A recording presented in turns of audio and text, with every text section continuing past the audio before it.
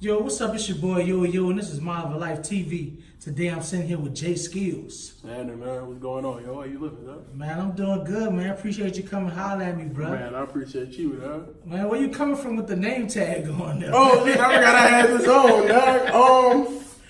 I actually just left a networking event. Shout out Gabby, Business Rules for Women. They were doing something over there at the Carver. So I was over there rocking, showing some support before I came over here. All right, that's what's up, man. So we gonna jump right into it, man. Can you just tell us a little bit about when did you know your love for music was just undeniable inside of you? Like, man, I love music. Man, I think as with a lot of people growing up, your parents always cleaned up on Sunday. Right. You knew what it was Sunday morning when that Anita Baker came through, and them blinds bust wide open. Yeah. So that's what I was doing. And my mom was always cleaning up, and I knew music was a big part of it. First rap song I remember knowing was like Wild Wild West by Kool Moe Dee. First thing I purchased was Babyface for the Cool in You on cassette tape. Yeah, that's my jam. That album was fire, bro. I think I got it out the Plaza actually. Yeah, right. Yeah. So that was it, man. So I've been like a lover of music for as long as I can remember. Going back to, like I said, 6, 7, 8. Like it's just always been something that's been there for me. Right. And something I've always wanted to be a part of to make. It's just so universal. Like everybody speaks to music in some way, and it speaks to them in some way, no matter what it is. You always got a song for whatever you're going through. So I mean, it's just always been in me, man. Right. Well, I want to ask, me, personally, I've been around you for a while, you know what I'm saying? Went to school and all everything, went to school together, and I want to talk about how me first knowing that you were doing your DJ thing was through Mike Swift. Right. I want to talk a little bit right quick, shout out to Mike, about how did that relationship come about, and, did you feel like he was like a mentor to you? Yeah, Mike was definitely a mentor. I met Mike 2004 when I was at Dillard. We did WDUB, which was a radio station. He was the music director. I was just trying to get on shift. And I was intrigued at DJing, but I didn't think that was something I really wanted to do at the time. I really wanted to be an A&R. I never wanted to be a DJ. That's like the wildest shit. But it became like where that shift was occurring, where A&Rs weren't a thing anymore. Right. And so I was trying to figure out something that would allow me to kind of do that job without the job not existing. So I was like, hey, cool, DJing, that looks kind of cool. So I just started helping Swift with like everything, like the thing that made our friendship really grow, he did a party on Canal at 914, I think it was. And I was like one of the few people that showed up. And ever since then we like rolled tight, and I started crate carrying for him. I was there for everything. We was back there doing like the So Authentic joints back at the venue, at Amps, everything. Mike was definitely and has been a mentor to me. It's kind of weird that it took me years later to finally understand, because Mike is only 3 years older than me, I want to say. So it's kind of weird having somebody that young be your mentor, even though he had more experience, but he was still figuring the shit out as he was going too, compared to somebody that's like 20 years in the game that can tell you what's going on. Right. But yeah, Mike's definitely been not just a mentor. That's like one of my best friends, man. We've been rolling like 15 years, and so I've seen his growth and he's seen mine. I got my name because of Mike. Mike gave me my DJ name back when we was rocking the Dillard basketball games back in the cut. So yeah, Mike's like one of my best friends. That relationship just means a lot to me. Right. So I want to ask about people here in the city of New Orleans. We were hearing you a lot back on 102.9. Yeah. So I gotta ask, what the hell happened at 102.9, and like, how do you feel about what went down, and what you up to currently? The powers that be made some decisions that I guess the second hip hop station wasn't for something they wanted to do in the cluster. It was tough for me because I felt like the team that was involved in all that put a lot into what we were doing. And yeah, we made a lot of Q jokes, but I mean, I felt like we were definitely an alternative to what Q was offering. Between me and Q and Keith over there, Talus is over there, Swift was over there. Like, we were an alternative, and maybe for a tad bit younger, hip hop alternative for the station because we were playing shit they weren't playing. Right. We were playing more up to date. We were more. I feel like 102.9 was more in tune with the culture. Right. What was the other question? What you currently doing for now? No wait, what was the rest? The rest was how do you feel about what happened? Oh, how do I feel? Man, I mean, it's never cool losing the job. It's never cool. That I was shocked. I remember I walked out of the studio. I walked into one office. The office I didn't think I was gonna walk into, and I walked into the big office, and they were like, "Yeah, we're getting rid of the station and all this shit." It was a gut punch, man, because you put so much time and effort, and just it's 4 years of your life. Like we put a lot into that. Right. And it hurt. It still hurts. So we were talking about that today, like going around listening to the station and hearing the Q sweepers talking about like the #1 station in the city for hip hop and R&B. It's like, I mean, you're the only station now. And now no knock on Q because like they've been doing it for so long that it works. It's just tough to compete with a station that large that's been here for that long. Right. Since then, that was December. I've just been going out on my own. I've been DJing, looking for other radio jobs, but I've been going into more corporate DJing gigs, weddings. I've locked stuff in, like I did some NFL shit yesterday. I'm working on some shit for Essence Bayou Classic. Like I'm already into the future, some other events of mine.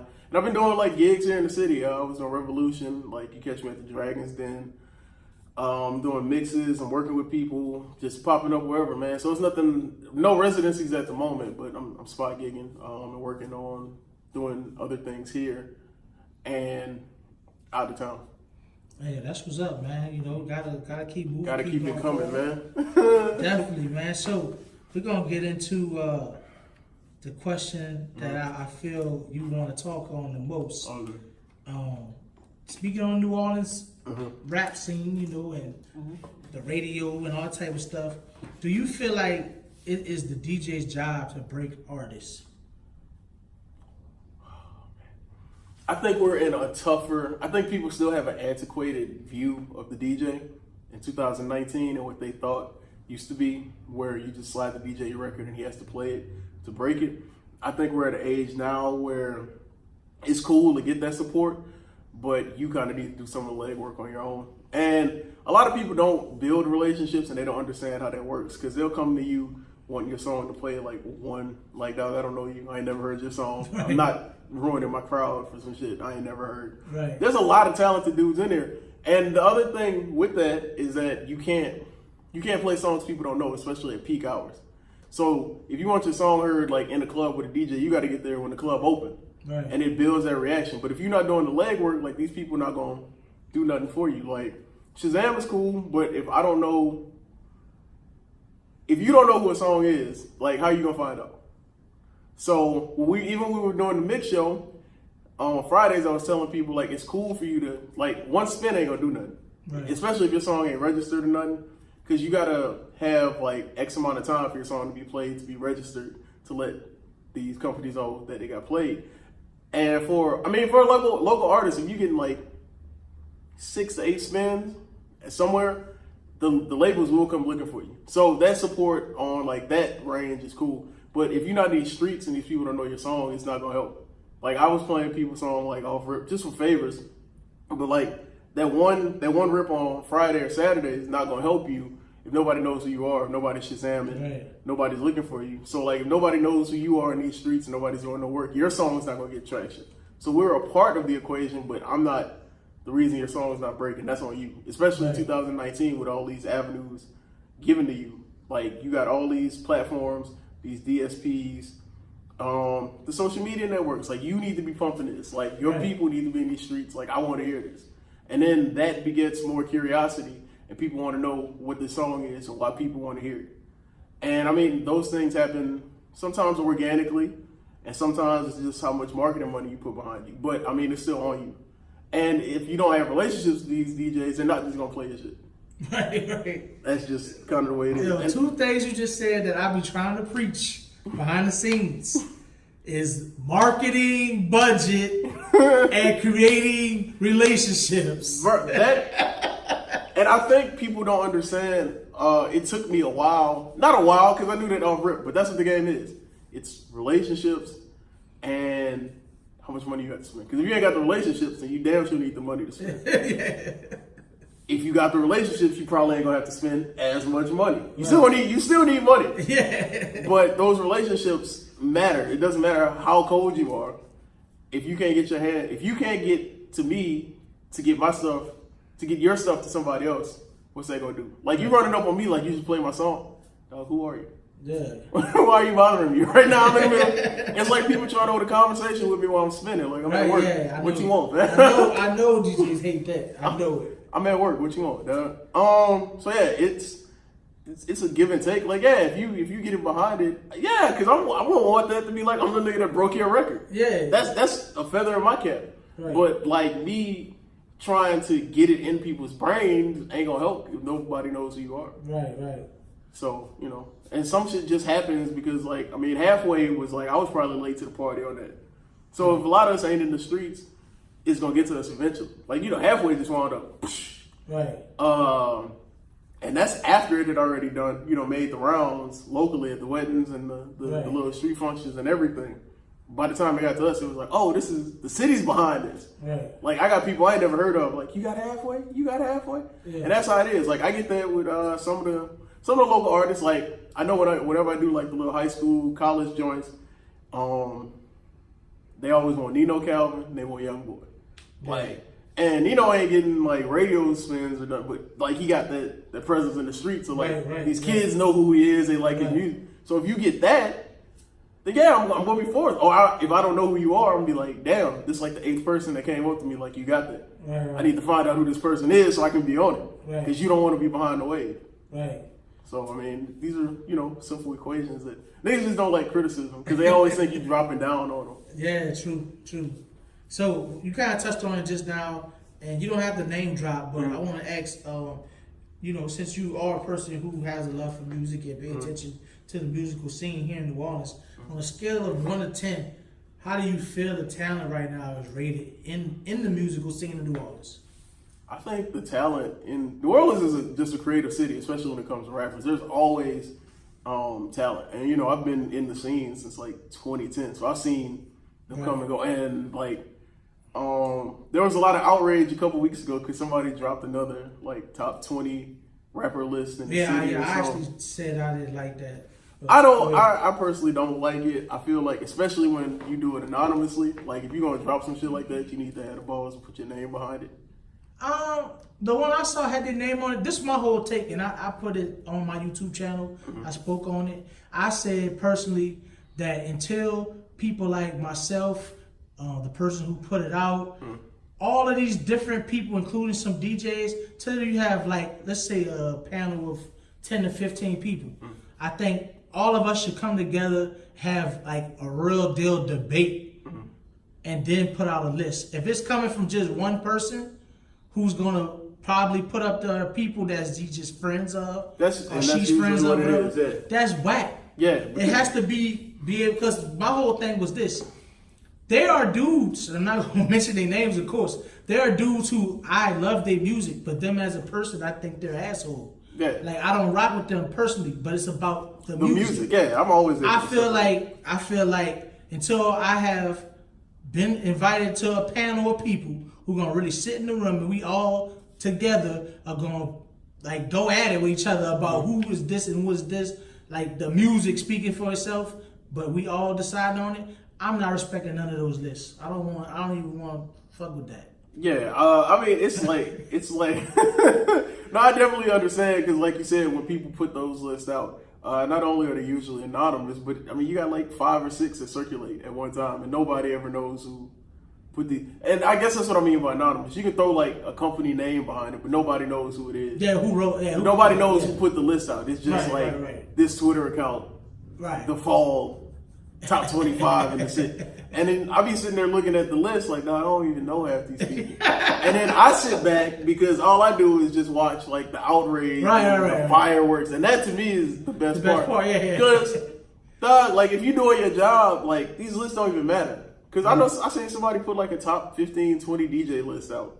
And they were like, I wasn't on the list. And I was like, that's cool. I still smoke like every nigga on this list. Because I know what I can do. Right. But like, worry about like those lists, and I don't think these artists should worry about those lists because these people are usually not even in touch with the scene. It's like what you said. It's people that just have friends and they just want to cause some controversy. Or they be like, my friend's not getting named. Like the last list I even saw, like Jay Jones wasn't even on the list. Yeah, that's crazy. Like, fam, I'm not respecting your list all the time. Like, I don't care where he's ranked to not have Jay Jones on the list nowhere was like, this don't even matter. Like, get out of here. Yeah. So, I mean, I think people just get upset. And people like controversy, man. But, I mean, it's always a good... I like that shit, though, because that's when they start talking their shit. Right. And I'm a fan of that. I've always been a firm believer, like, talk your shit, just make sure you can back up whatever you say. Right. So, I like it because, you know, rap is always a competition sport, bro. Puff your chest out. Let's get it going. Why should you be on this list? Why are you the best? Right. Yeah. So. Right. So with that being said, you know, taking gigs here in New Orleans, predominantly being in New Orleans, how does bounce music affect your job, man? Like, where's it ranking in your mind of playing it, not playing it, dealing with people requesting it, not requesting it? So not. I guess not growing up in this environment. It took me years to kind of understand it. And then I think one day somebody broke down like it's like 3 different types of like bounce beat. There's like your bounce. There's like what they said. There's like that beat. There's your bounce rap songs, and then you got your dip beats. Yeah. I hated that shit, dog. I went out of my way to not play it. I remember before the first time at Bar Coach when I was over here on Saturdays. They were like, yeah, you can play whatever you want. Like, I was like, cool, I ain't gotta play no bounce. Chick came in here and she was like, so you gonna run that beat? I was like, nah, dog, like you gotta live right there. You got Shamrock right there. Like, we good here, dog. But then it's a necessary evil. And it got to the point that it was like, I'm not gonna get booked if I'm not playing it, and I mean it's not gonna keep the crowd going. So I had to realize that like it ain't got to be like a 5-hour shake fest, but like you can throw in like a quick 15-20 minutes. You know what? I would say this. I don't think I ever said it out loud on camera. I'm not a huge fan of bounce either, but I guess growing up here and being around it, I've learned to. Some of the songs I can tolerate. Yeah, that's kind of what. So I was gonna ask you, like, so there gotta be some bounce song that you like. Okay, I get with like, no, I'm gonna be dead as like a lot of the R&B like bounce joints. I fuck with all of them, like the SWV joint. The You're the One, that shit go off. Anita Baker, No One in the World, that go off. The Love You in Slow Motion, that go off. Monica, Love All Over Me. And then like some throat like when Black and Mild did Rance Nobody, I still run that. Yeah. Courtney Hart, I got the Money Fresh, Woke Up One Morning. Yeah. So like as the more I started, it was like, all right, I can find shit that I like that I'll play. And then even when it comes to like the traditional bounce, like a lot of that shit go off too, man. Like it's a fire. Especially now when like people don't expect it. So it's like lit as fuck at like 1:30 in the morning. Right. I fade out a song and all you hear is that don't know anything. And then the crowd go crazy. So like I kind of moved it from my like that's what DJing is. You gotta get out of your own head and get out of what you like, because it's not about you. Right. It's about everybody else. It's about you, but it's about everybody on the floor too. Right. So you gotta balance both of those. And so I was able to find like a middle ground of like plain bounce and then the plain bounce songs that I can tolerate and like. Right. And so that's kind of where we're at with it. And the other thing, it's so fucking hard to find. Like, so a lot of that, like, I mean, last I knew you had to go to like the dude in front of Manchus to get the CD or whatever. But like, it's so, I don't know where to go to find like none of the new shit. I wouldn't know either. So, I mean, like, if I hear it in like another club, I try and find out what it is and find out where I can get it. But I mean, it's hard as fuck actually finding bounce. So that's a job in and of itself. Yeah. So with that being said, like you say, having to work the crowd and understand your crowd. Yeah. But you are yourself an individual. Yeah. So what would you describe as your DJing style? Do you feel you have one? Oh yeah, man. I mean, it just depends on what I'm on that day. Like, I'm not gonna say eclectic, but I think I have a wide range. So like I'm one of the few DJs I know that still drop like an R&B set at like 1:30, 2 in the morning to help you niggas try and get some ass. Yeah, you done put all that work in. I might as well try and send you home right, man. I've always felt that like anybody as a DJ can play the hits.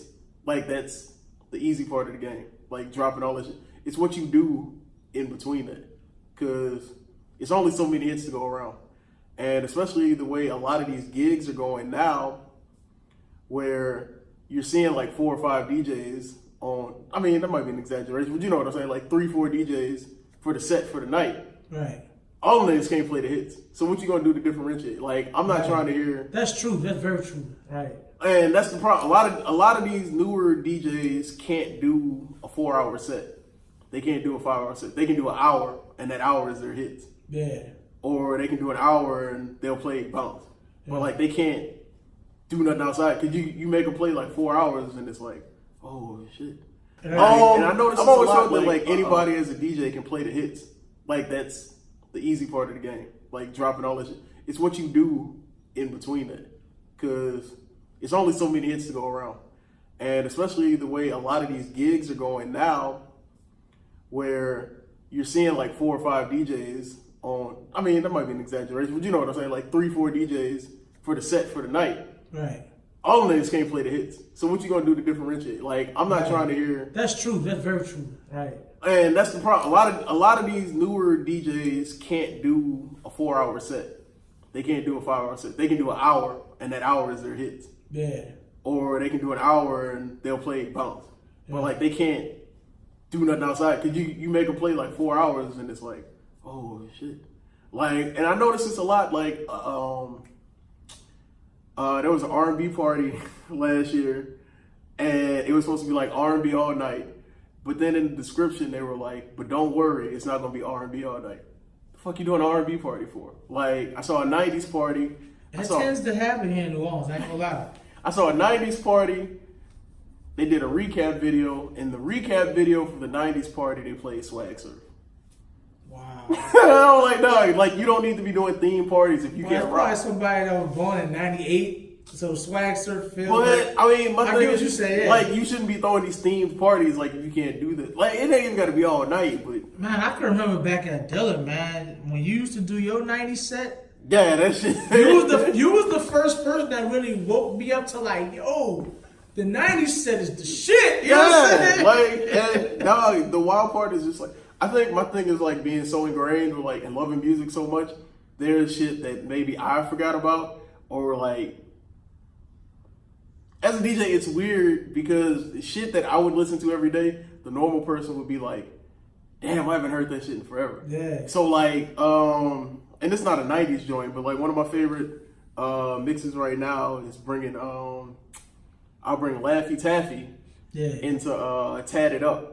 But niggas like, damn, I ain't heard Tatted Up in forever. You right. So I got, and then I'll go from Tatted Up, and I'm bringing like Drake nonstop underneath that. Yeah, that's so it's, fire. Yeah, it's playing all that, but it's just like it's shit that I know, but like people probably ain't heard forever. And now we about to be in this renaissance of like the 2000s about to come back. So it's like, nigga, I drop like gotta drop that Dilemma. Oh, dog. So I'm always playing Dilemma.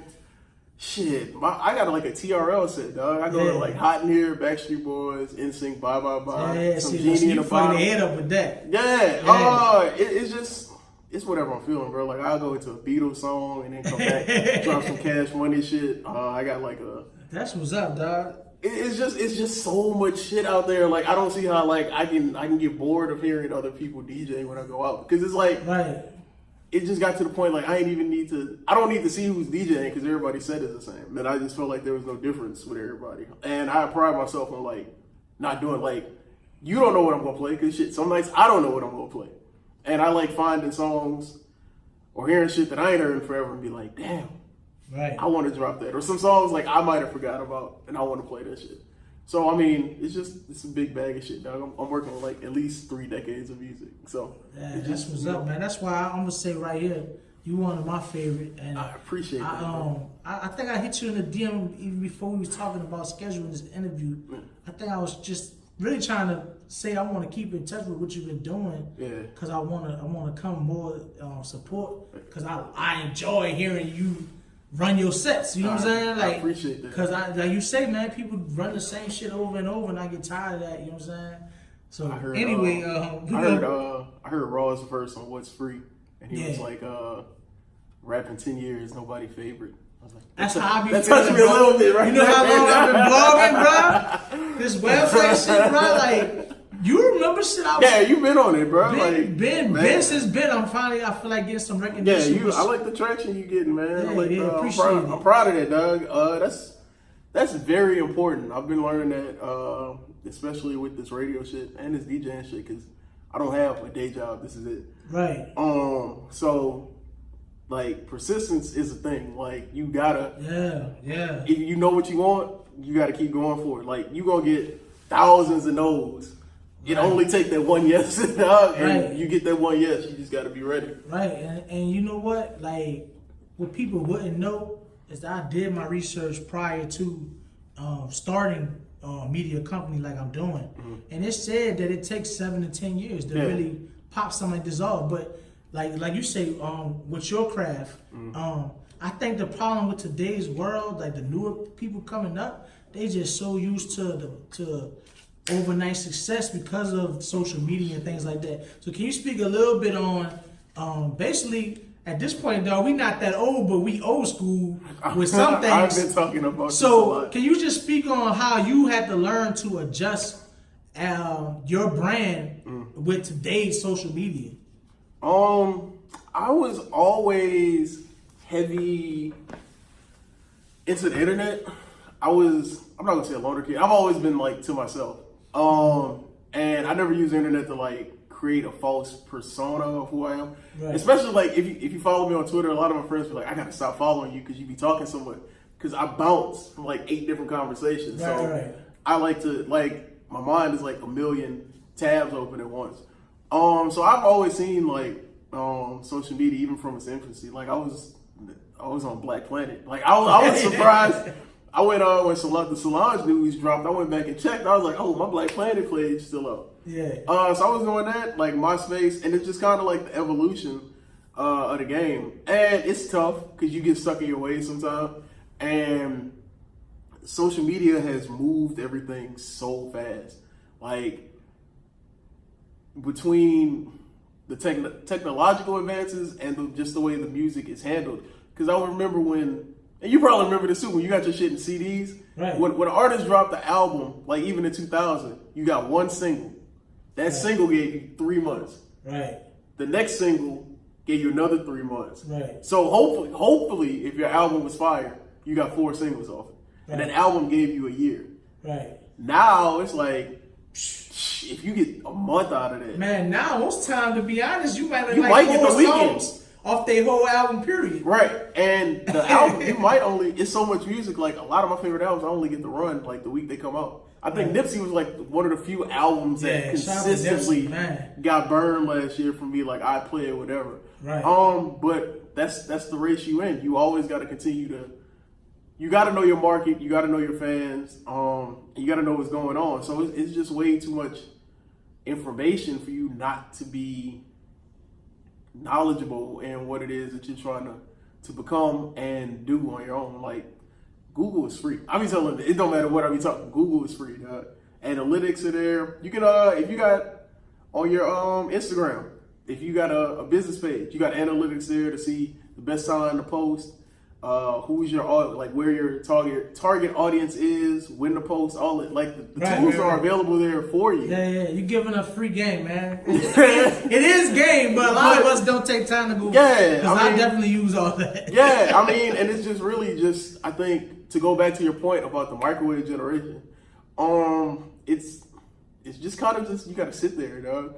You were saying overnight success, and 10 years is an overnight success. Dog. Right. It's very rare. I had to tell somebody that, and I use the Drake comparison a lot because everybody's like, "Damn, I want to be Drake." I was like, "Dog, Drake is 1 in a million. You're not gonna see too many niggas come in at 23, 24, and then blow like that.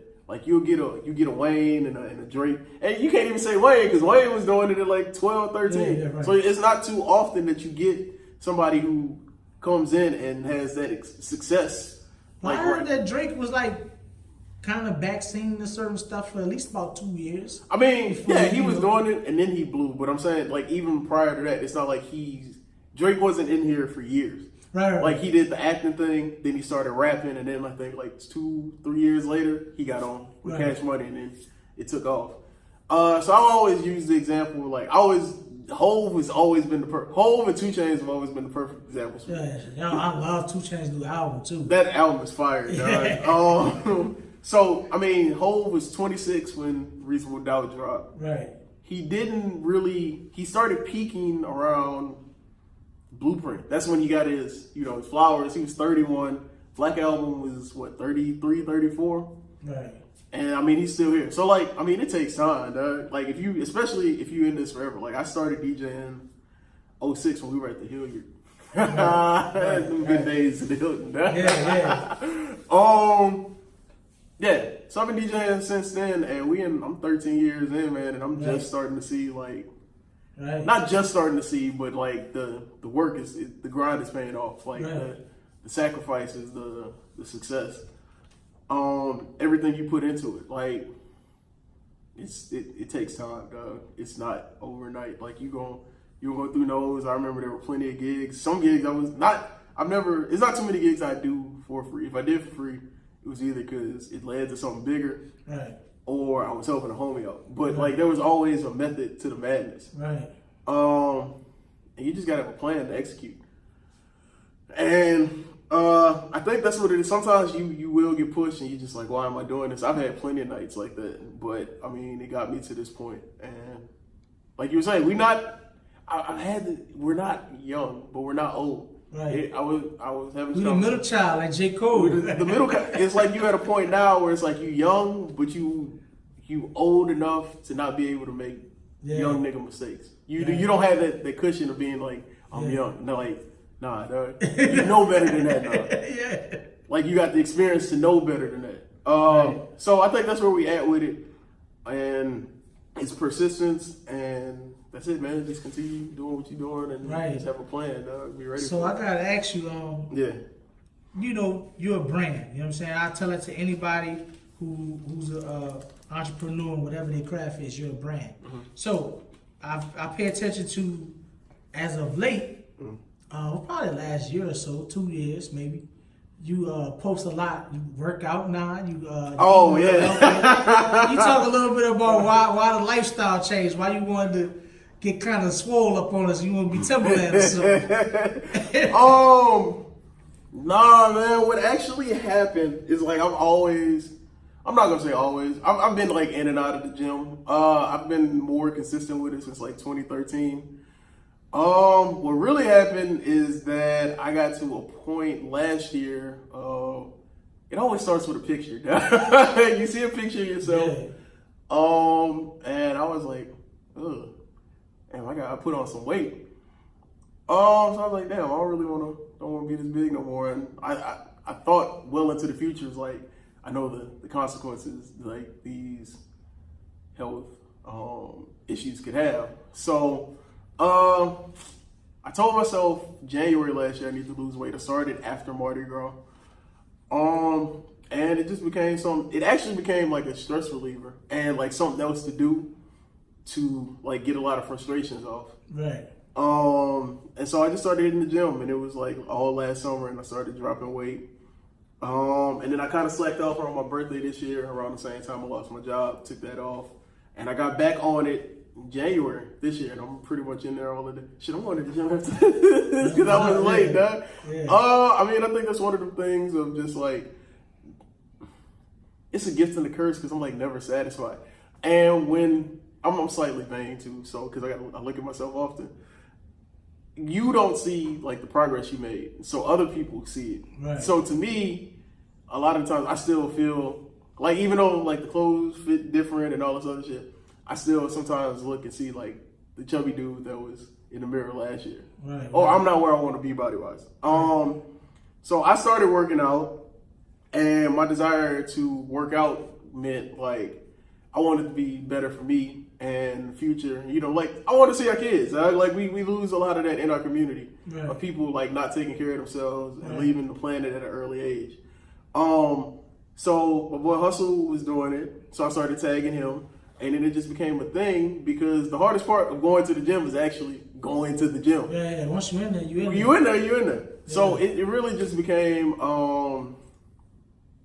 a show-off thing and like an accountability thing. So that's kind of like why I tag everybody when you see it on my Instagram every day. It's not like, did you gym? Like, oh, I'm swole with it. It's kind of like, nah, get your ass up and get in the gym. Like, it's a bigger purpose behind this. And that's really why I did it, for like health purposes, and I just wanted my people to get, like, I want to be here to see my grandkids. I got to get married, have kids first. But eventually down the line, like, I want to be here for all that. I don't want to be out here at like 45, like, because Elvis died on the toilet, I think eating like a fried peanut butter and banana sandwich. That's crazy. That's some wild shit. I don't want to go out like that, bro. Like, so, you know what? And nobody would notice about me, but you just brought that up. My grandfather, when I was 9, he died having a stroke on the toilet, dude. Yeah. He wasn't eating, but he had bad health. He went out early, like 51. Yeah, and that's why. And I think it was that, and I know a lot of this wasn't related, but I was seeing like when Whitney died, she was like 48. Kim Porter died. I mean, and these aren't all health related, but Kim Porter was like in her late 40s or whatever. And it started to hit me like as you get older, is like you realize these ages aren't that old. 48's not that old when you expect your life expectancy is like 85. What, like Jay and them like that age, huh? Jay gonna be 50 this year. Yeah, and they making money, boy. I was reading something the other day, like Nas made like a clean $40 million off of something not too long ago. Nas' investment portfolio is fire. Yeah, man. So I mean, that's what it is. I started realizing the older I got, these numbers aren't that old. It's like when you're 7, and they tell you you're 30. Damn, you old. Right. Then even when I was like 22, it's like, oh, you 30? Damn, you old.